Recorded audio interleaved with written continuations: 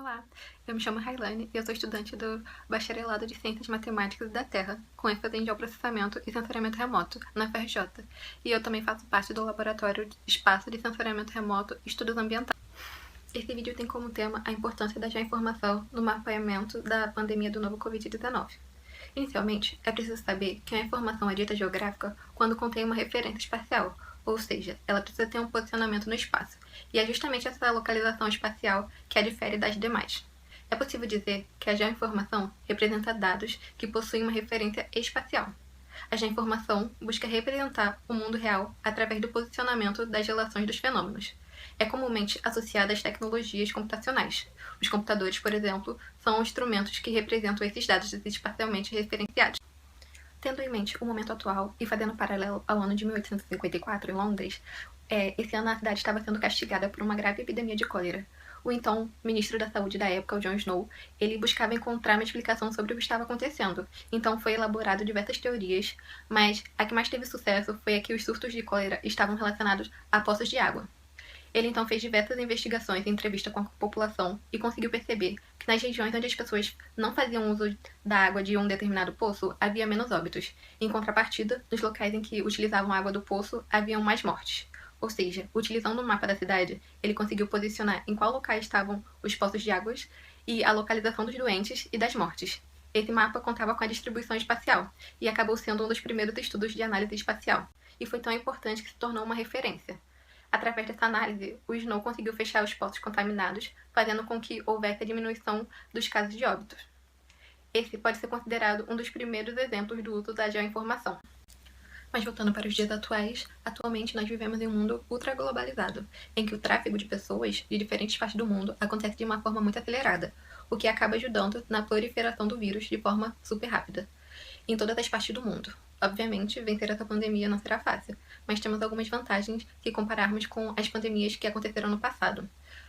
São elas o avanço científico e o avanço da informação. Bom, com o avanço do conhecimento nas mais diversas áreas, hoje a gente tem um entendimento que rastrear o vírus se mostra fundamentalmente necessário.